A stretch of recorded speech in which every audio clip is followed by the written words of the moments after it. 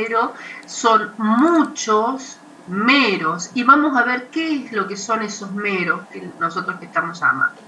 Bueno, entonces el polímero se produce de la unión de cientos de miles de moléculas, ¿sí?, denominadas monómeros, que forman cadenas, ¿sí?, que es lo que hace que se forme este polímero.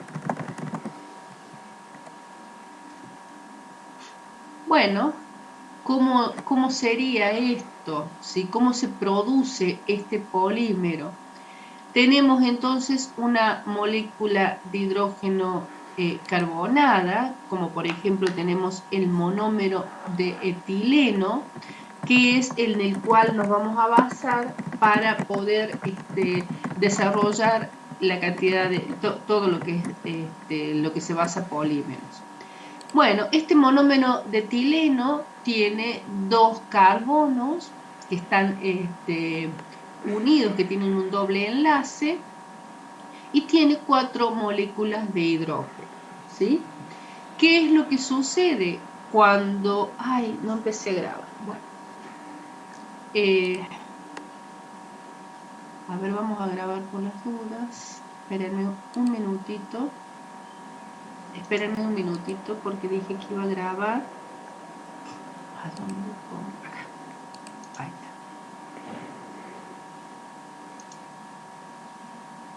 Bien, ahora sí, perdonen, pero había dicho que iba a grabar. Bueno, decíamos entonces que teníamos el monómero de etileno, ¿sí?, donde tenía un doble enlace, el carbono, con 2 moléculas de carbono y 4 de hidrógeno.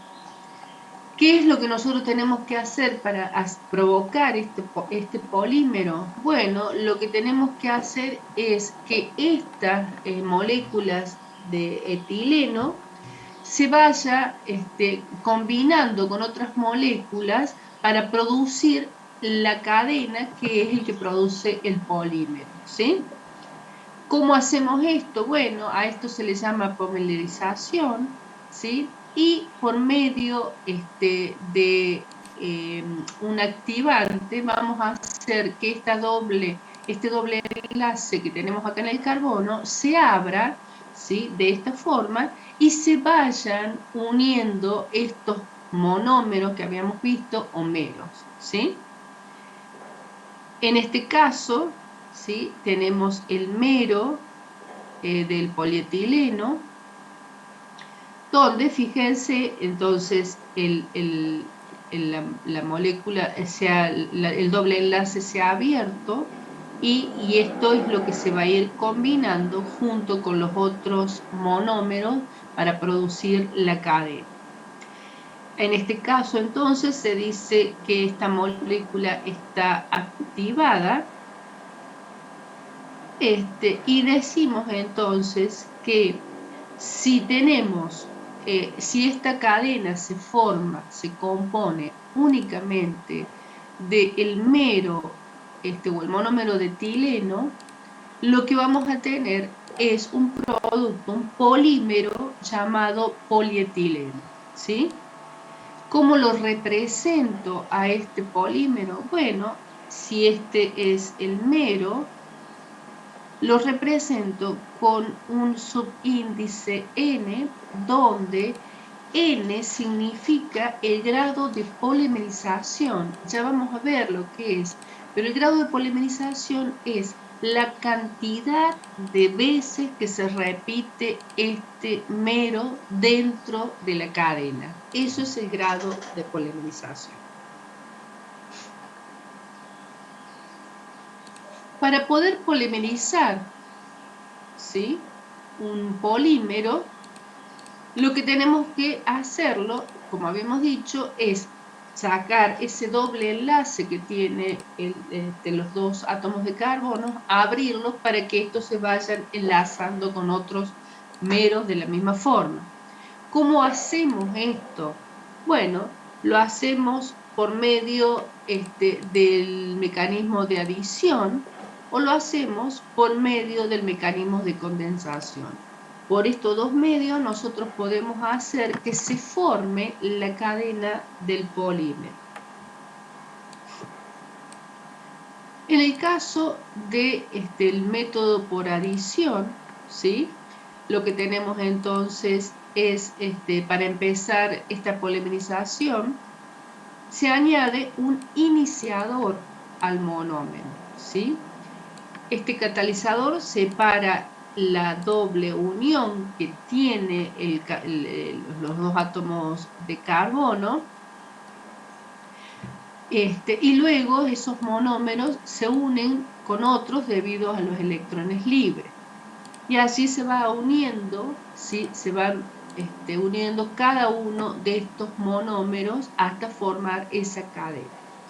Luego se va a ir creciendo esa cadena, ya lo vamos a ver, y va a finalizar. Y ya vamos a ver cómo podemos finalizar, que se termine esta cadena para terminar de formar este polímero.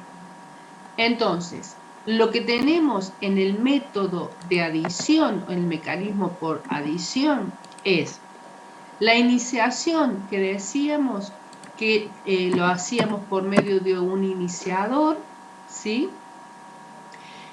Este iniciador que forma radicales libres atrae los átomos del monómero de etileno, por supuesto, y de esta forma se va provocando esta reacción que se transfiere a átomo y va formando la cadena.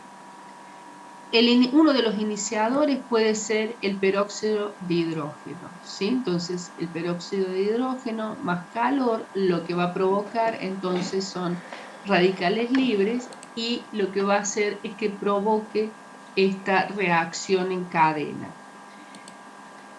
Luego de la iniciación, lo que vamos a tener es la propagación o el crecimiento de la cadena. Es decir, que una vez iniciada la cadena, se va a ir propagando a gran velocidad. Cuando la polimerización está casi terminada, vamos a ver que se va disminuyendo la velocidad en la cual se van uniendo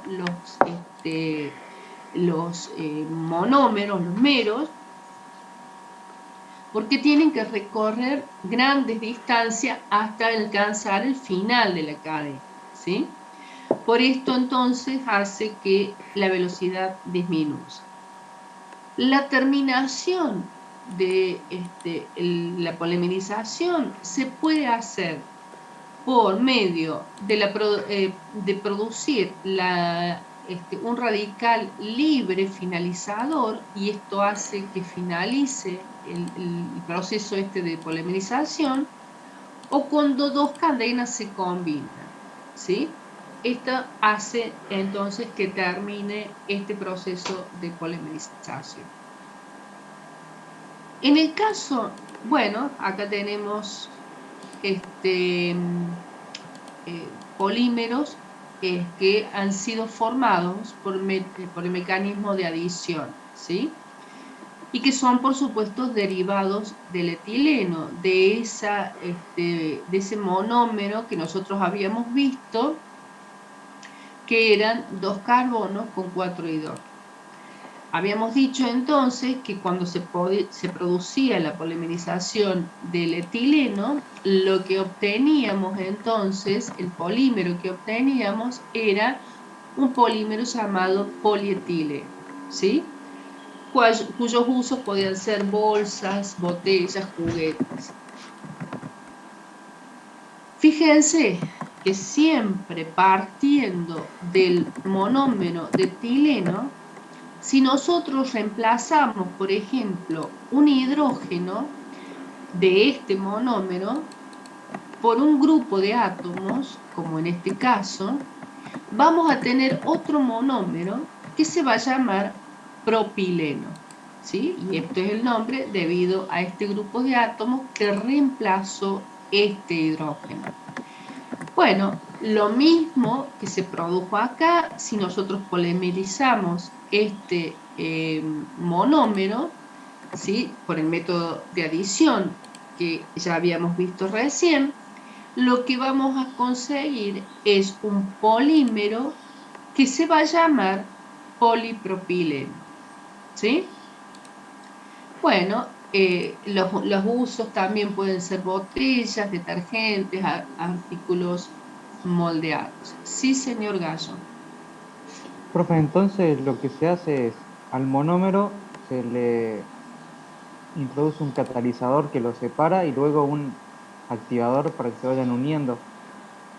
Es lo que entendí. No, lo que vos haces es ponerle un iniciador, que este iniciador, como por ejemplo puede ser el peróxido de hidrógeno, lo que haces es, ese iniciador lo que hace es abrir, ¿sí? O sea, separar este doble enlace que tenés acá, lo separa y va produciendo, y al separarse, lo que va haciendo es produciendo esa unión de los llameros, de los monómeros, produciendo la cadena, ¿sí? Sí, gracias. Bien. Fíjense que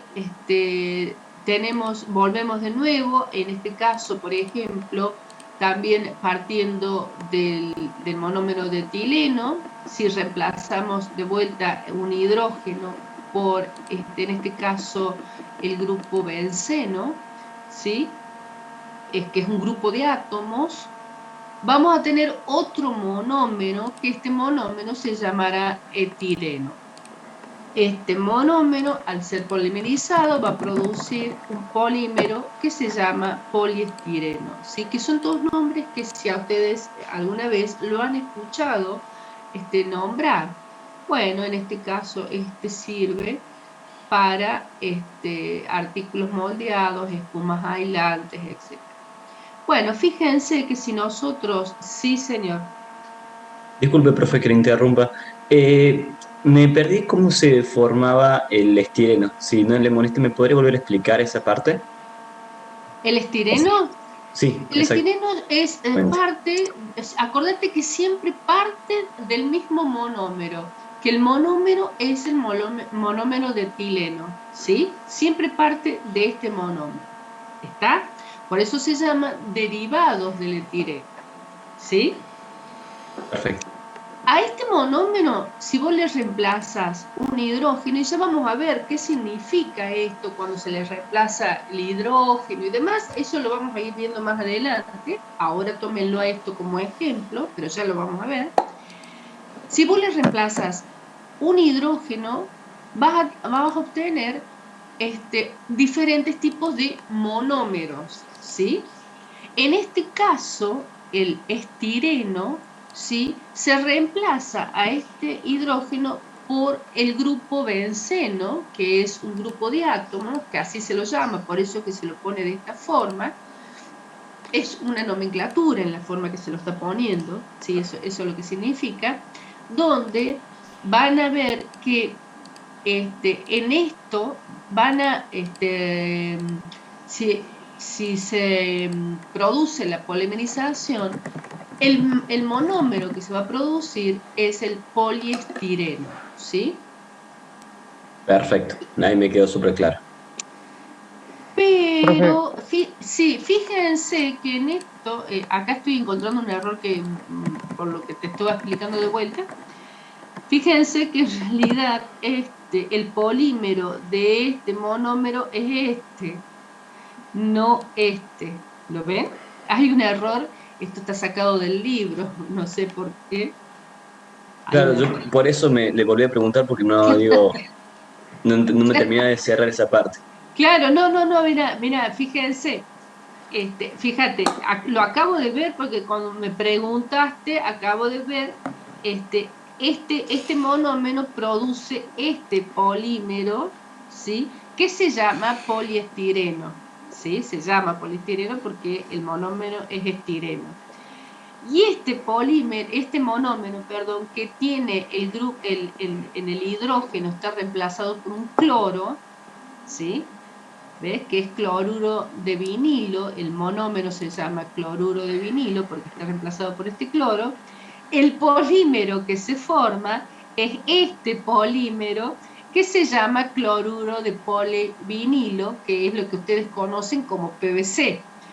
Por eso que cuando leí dije, no, este no es el PVC es este, ¿sí? O sea, esto está sacado del libro, pero está cambiado. Esto está cambiado, ¿sí? Así que no lo tomen, no lo puedo sacar porque, bueno, esto es una copia del libro. Así que, pero este monómero le pertenece a este polímero y este le pertenece a él, ¿sí? Te escucho, Gallo. Profe, reemplazando cualquier cantidad, o sea, de 1 a 4 átomos de hidrógeno en el etileno, formaríamos derivados de etileno.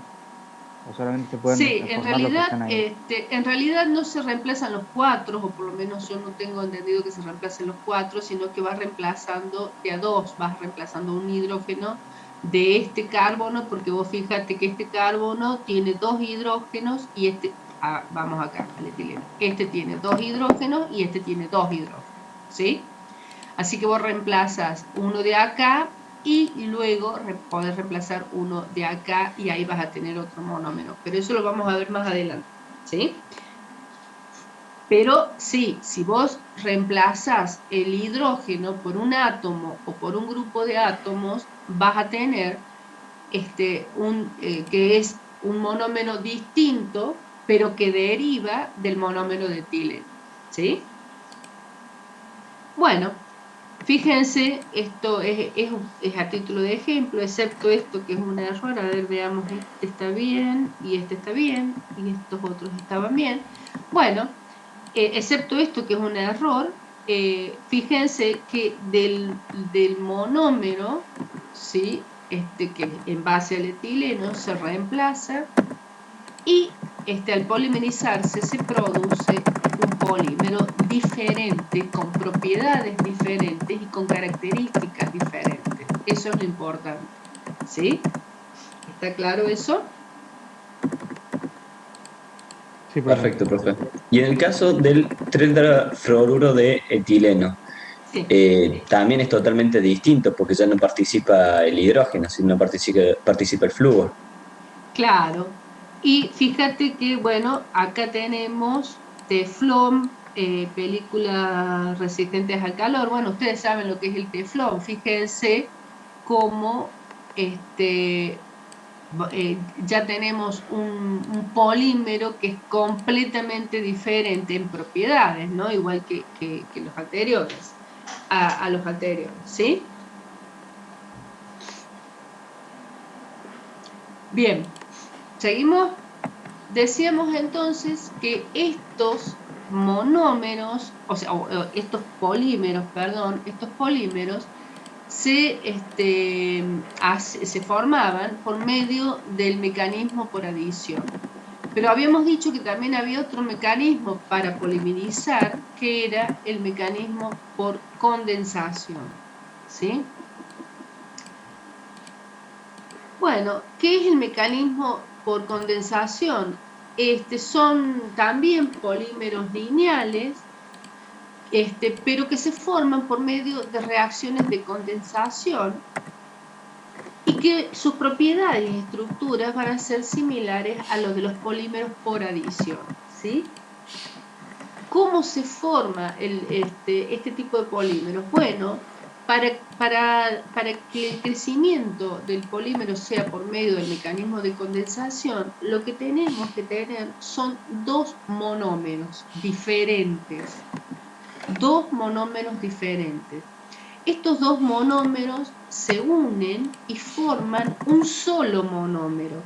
Este solo monómero es el que se va a ir reproduciendo a lo largo de toda la cadena. ¿Está claro esto? O sea, son dos monómeros diferentes que se unen para formar un solo monómero, que es el que se repite a lo largo de toda la cadena. ¿Cuál es la particularidad?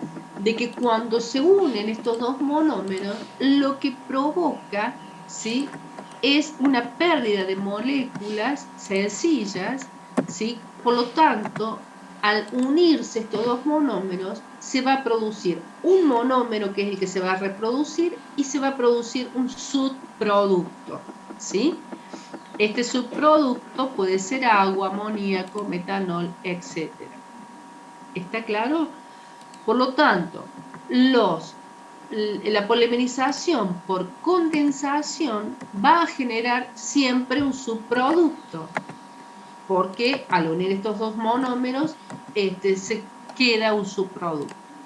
La polimerización por adición no la va a producir, ¿sí? Esa es la diferencia que tenemos entre el mecanismo de adición y el mecanismo de condensación. ¿Está claro esto? Sí, profe. Algo.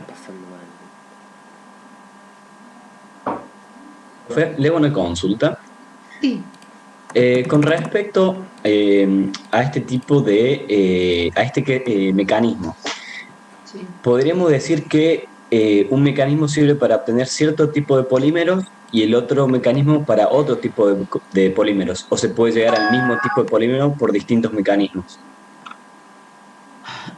Mira, no, lo que pasa es que vos vas a tener diferentes tipos de polímeros, ¿sí? Porque acordate que por eso es el ejemplo donde estos polímeros están derivados del etileno, es decir, derivado significa, bueno, porque reemplazando los átomos de hidrógeno vas a conseguir un monómero que luego se va a polimerizar.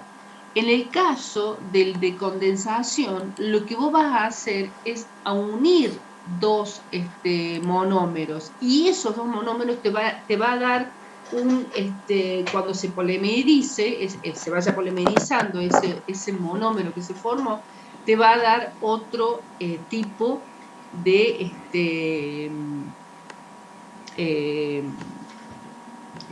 polímero, ¿sí? Por supuesto, con sus cualidades, o sea, con sus propiedades. ¿Está claro? Perfecto, profe. Sí. Me quedó súper claro. Muchas gracias. Sí. Bien. No sé si alguien había Profe, hablado. Sí. ¿cómo sería el tema de el subproducto que dijo, el residuo, perdón? No me quedó Sí, claro. un subproducto. Sí, es cuando se produce la unión de estos dos monómeros, lo que hace es, por eso se llama por condensación, larga ese subproducto, ¿sí? No sé cuál es tu duda. Está bien, es que no había escuchado bien, perdón. O sea, se producen las dos uniones de los monómeros y se produce un monómero, ¿sí? Con las características, o sea, con la unión de estos dos monómeros y un subproducto, ¿sí? Subproducto es el que se va a ir, que es el que va a producir la condensación, por ejemplo, el agua, amoníaco, metanol, etcétera, ¿sí? Y además se va a producir el polímero que se va a ir, que se está uniendo en cadena del monómero que se formó, ¿sí? ¿Está claro? Ajá. Bien. Decíamos cuando vimos el monómero, decíamos que N era el grado de polimerización. ¿Cómo se calculaba el grado de polimerización? Además, habíamos dicho que el grado de polimerización era la cantidad de veces que se repetía el monómero, ese monómero, ya sea por adición o por condensación, no importa, la cantidad de veces que se repetía dentro de la cadena, ¿sí? O sea, dentro del polímero.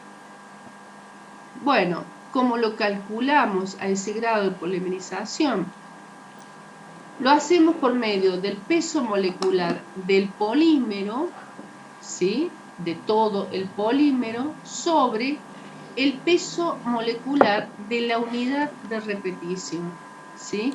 Es decir, si queremos sacar el grado de polimerización, por ejemplo, del polietileno, será el peso molecular de todo el polímero, que ya vamos a ver cómo lo sacamos al peso molecular, de todo el polímero dividido el peso molecular del monómero, es decir, la unidad de repetición. ¿Está claro esto, no? Sí, ¿Qué profe. pasa? Sí. No, asentía, Bien, gracias. afirmaba. Bien, gracias. ¿Qué pasa si estamos hablando de un polímero por condensación? ¿Sí? Es decir, que vamos a tener lo mismo, vamos a tener el peso molecular del polímero dividido el peso molecular de la unidad de repetición más el peso molecular del subproducto. Está claro, ¿no? Por lo tanto, va a ser diferente el grado de polimerización en cuanto a si el polímero es por adición o si el polímero es por condensación. Bien.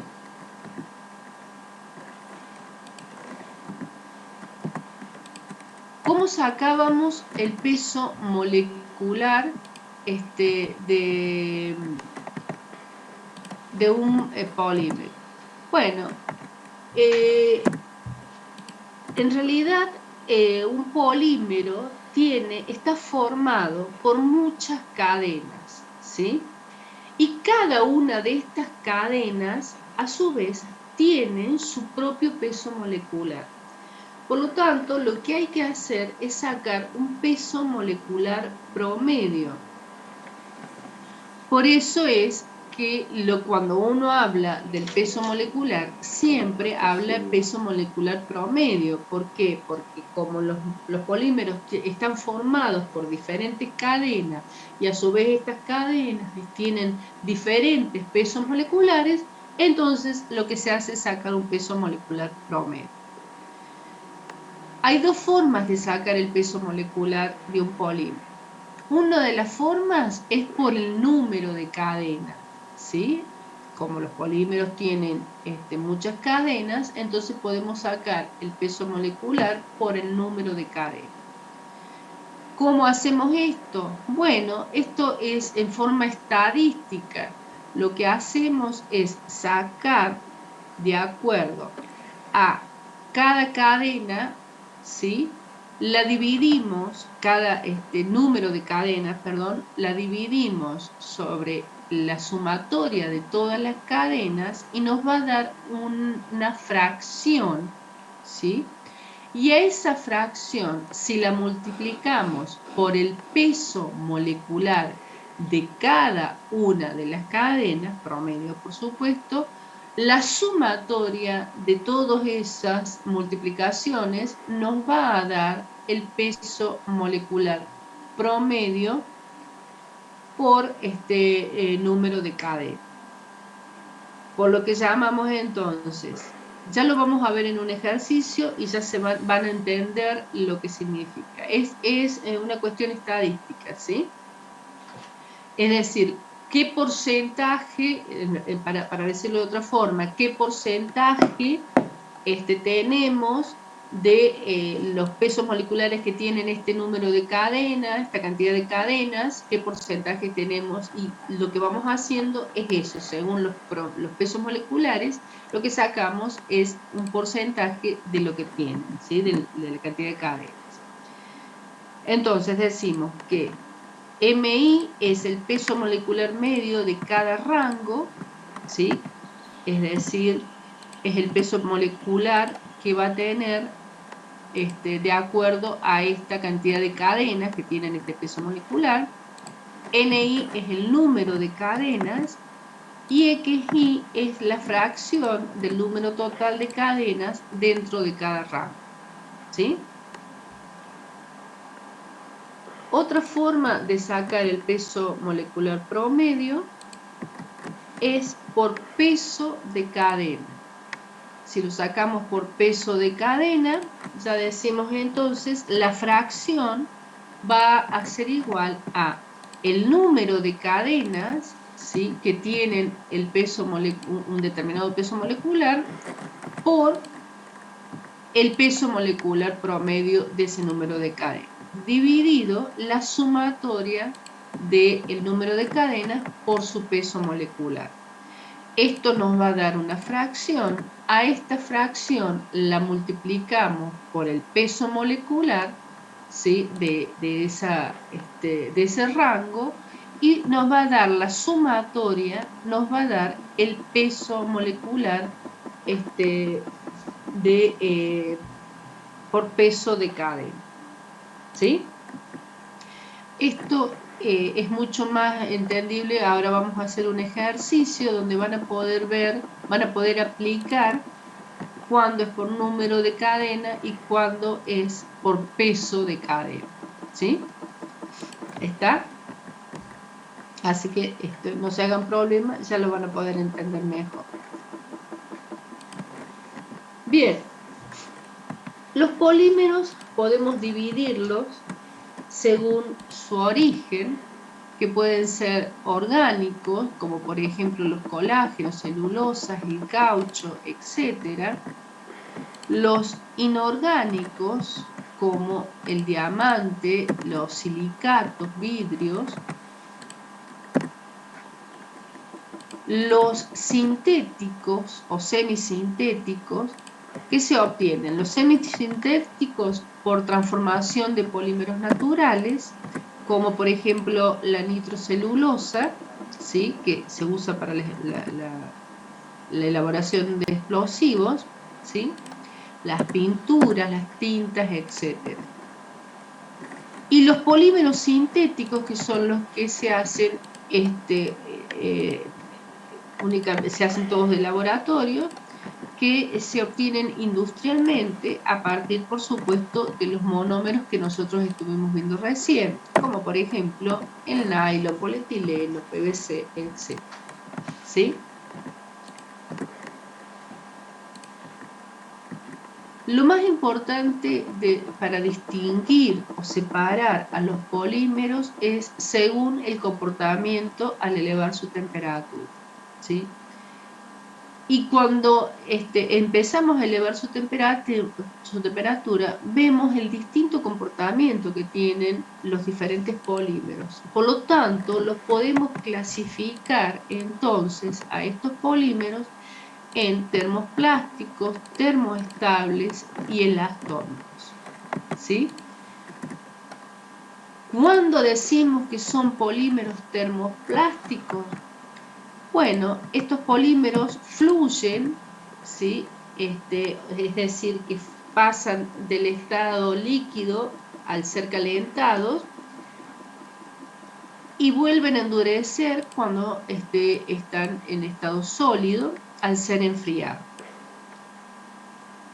La estructura molecular de este tipo, ya vamos a ver cuáles son, de este tipo de termoplástico, presenta poco o ningún entrecruzamiento, y esto es fundamental a la hora de ver cuál es la diferencia entre termoplásticos y termoestables. Y justamente esta estructura molecular que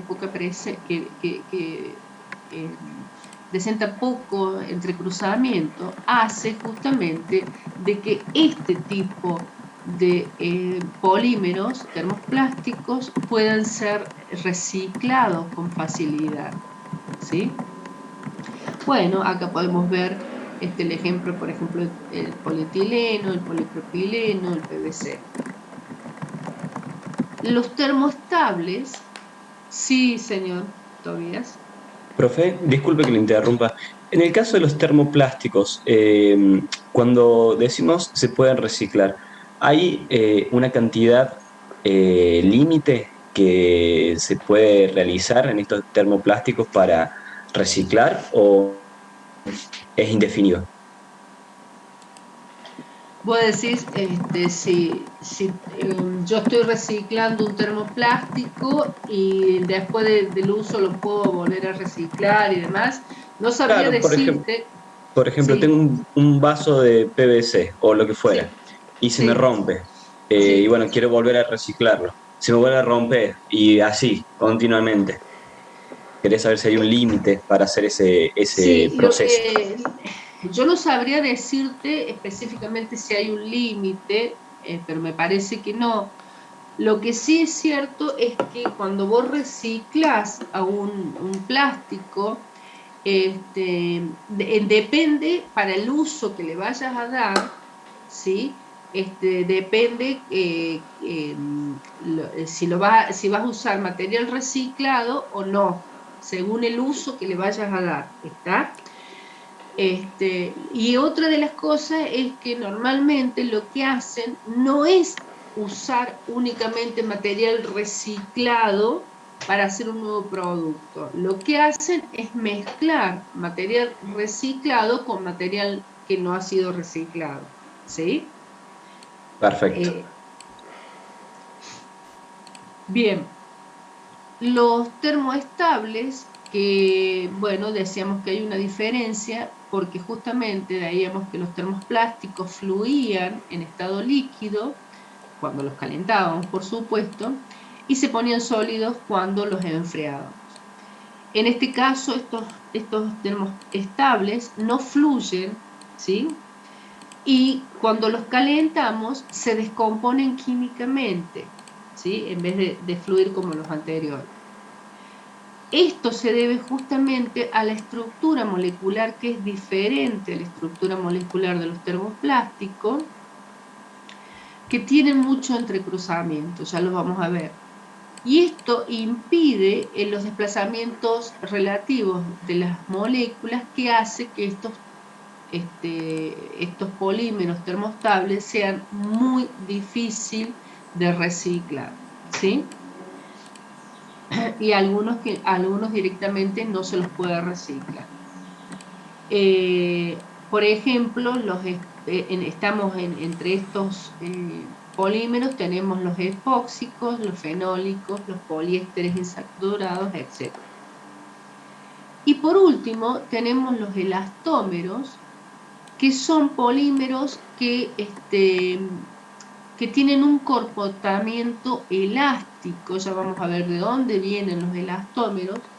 Tienen un comportamiento elástico que significa que pueden ser deformados, es como si fuera un elástico, pueden ser deformados fácilmente sin que se rompa su estructura molecular ni que se modifique, ¿sí? Por esto tienen esta particularidad. Las estructuras, para entender que cuando hablamos de estructuras moleculares, cuando estábamos hablando de estos tipos de polímeros, ¿qué son las estructuras moleculares? Bueno, vamos a tener entonces dentro de las estructuras moleculares polímeros lineales. Estos estos polímeros se unen en forma sencilla, las cadenas en formas sencillas y flexibles, como por ejemplo, esta es una cadena de un polímero lineal, ¿sí? Fíjense que no tiene ramificación esta cadena. Luego tenemos los polímeros ramificados. La cadena principal está conectada lateralmente con cadenas secundarias y la eficacia del empaquetamiento de la cadena se reduce con las ramificaciones, por lo que disminuye la densidad. Es decir, que cuando tenemos, por ejemplo, en este caso, que la cadena principal tiene ramificaciones, esto nos produce menor densidad del polímero. Cuando estamos viendo este tipo de estructura molecular o este tipo de estructura molecular, estamos hablando de lo que decíamos acá de los polímeros termoplásticos, ¿sí? Donde decíamos que su estructura molecular presentaba poco o ningún entrecruzamiento. Si ustedes lo ven acá, ¿sí? Tiene en este caso ninguno o tiene pocos entrecruzamientos, pocas ramificaciones esa cadena principal, ¿sí? Por lo tanto, hablamos de que estos son polímeros termoplásticos. Los polímeros entrecruzados, ¿sí? Cuando su estructura molecular es entrecruzada, tiene cadenas lineales adyacentes, se unen en varias posiciones entre envases covalentes. Esto suele ocurrir a elevada temperatura con reacciones químicas irreversibles como los materiales elásticos del caucho, ¿sí? Que era lo que decíamos recién. Este es una estructura molecular de un elastómero. ¿Se acuerdan que decíamos que los elastómeros tenían un comportamiento elástico que los podíamos deformar, ¿sí? Pero que no se podía romper ese enlace que tenía la estructura molecular? Bueno, es porque tienen este tipo de enlace donde, como vemos,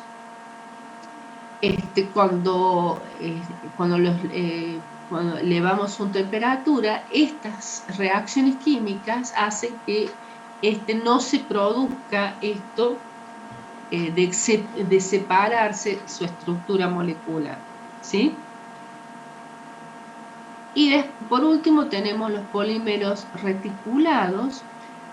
Estos forman redes tridimensionales en lugar de cadenas lineales como las que veíamos recién, y tienen propiedades mecánicas y técnicas específicas, como por ejemplo habíamos visto los epoxis, los fenoles, etc.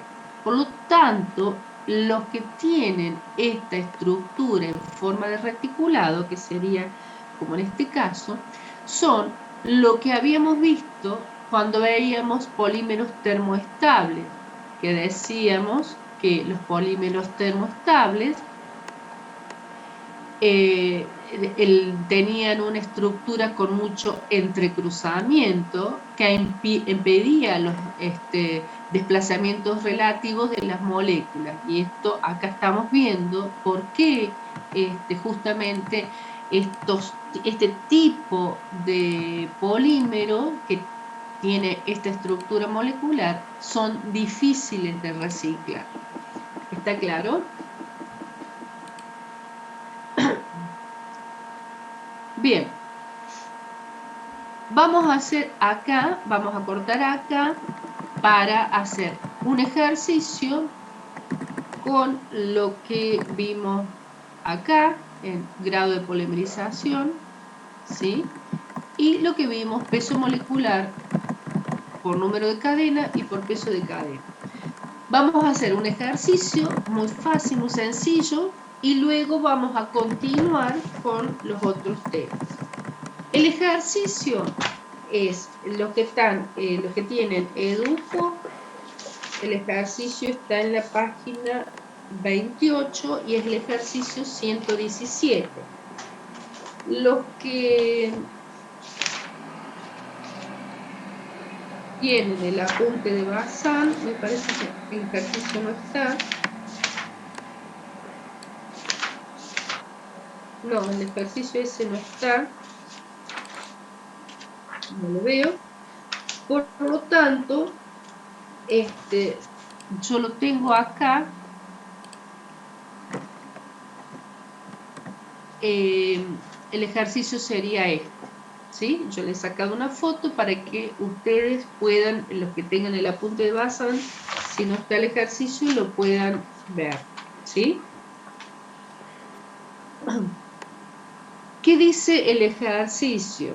Bueno, pregunta qué entiende por peso molecular promedio en número y por peso molecular promedio en peso. Número de cadena, peso de cadena, eso significa. Bueno, ya habíamos visto, ¿sí? Es una pregunta teórica. Y dice, se tienen dos muestras de polietileno que contienen. Y fíjense lo que tenemos acá. Tenemos rango del peso molecular.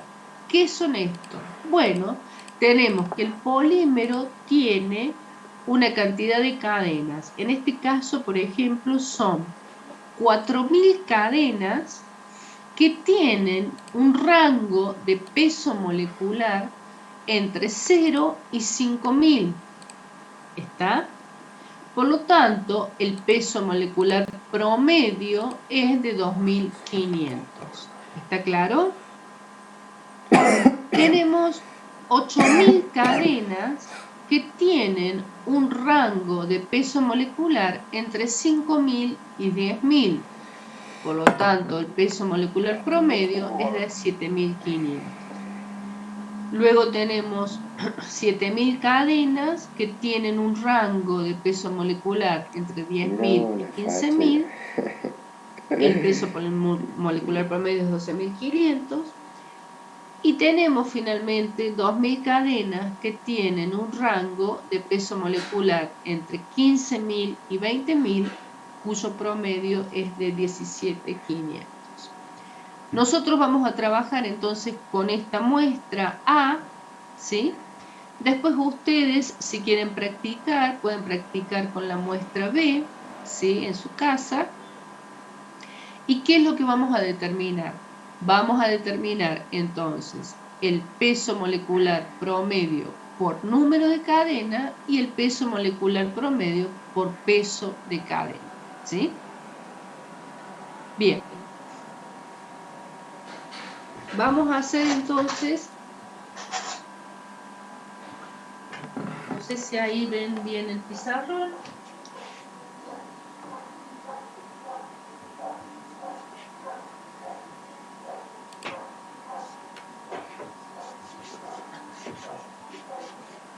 Bueno, esto es estadística. Lo que vamos a sacar es estadística.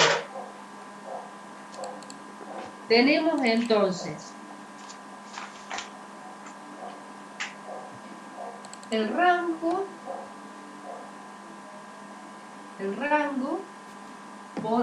del peso molecular. Tenemos el peso molecular medio o promedio.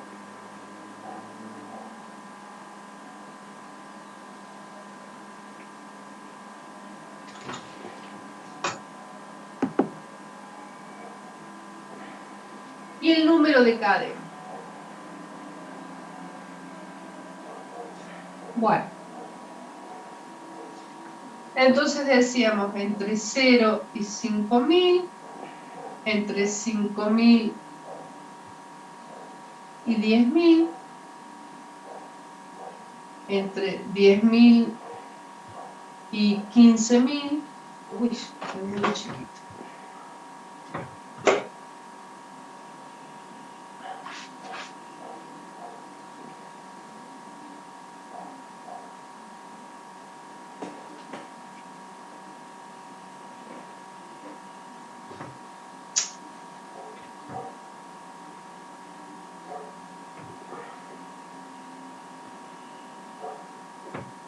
Entre 10.000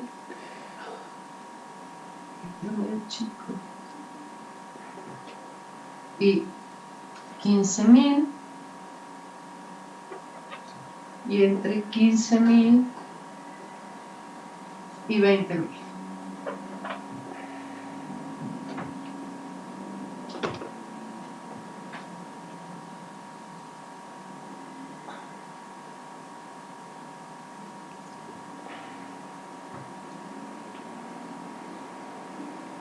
Tenemos entonces el peso molecular medio,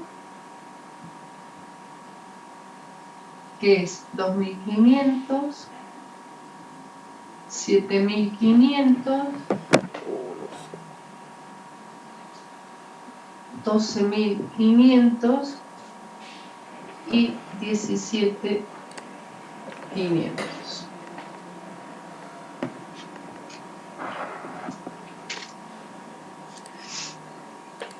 Y el número de cadena.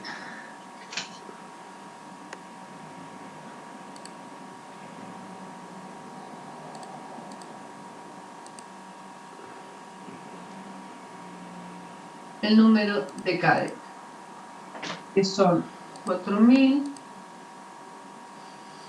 8.000, 7.000 y 2.000. Bien. Esos son los datos que tenemos. Lo que nosotros vamos a sacar entonces es, primero, el peso molecular promedio por número de cadena. Por número de cadena, lo que sacábamos entonces era una fracción X, Y o X. Entonces podremos poner acá X, y X va a ser igual a, yo tendré acá la sumatoria de los números de cadena, que son, ¿cuánto me da? ¿Cuánto les da la sumatoria?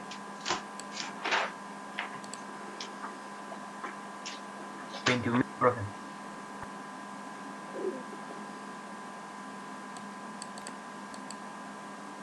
¿Alguien lo está haciendo? 21.000. Sí, 21.000, profe. 21.000. Bueno, la sumatoria me da 21.000. Quiere decir que yo ahora tengo que hacer el número de cadena dividido 21.000. Entonces haré 4.000 dividido 21.000. ¿Sí? ¿Cuánto me da? 19,04, o sea, 0,1904.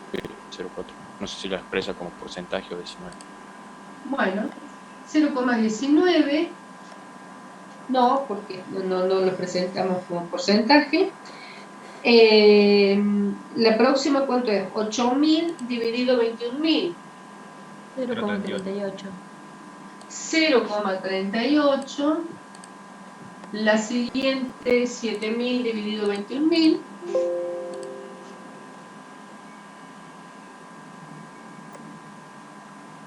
$0,33.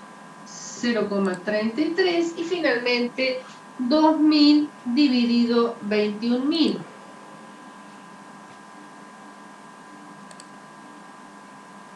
Redondeando quedaría 0,1, profe.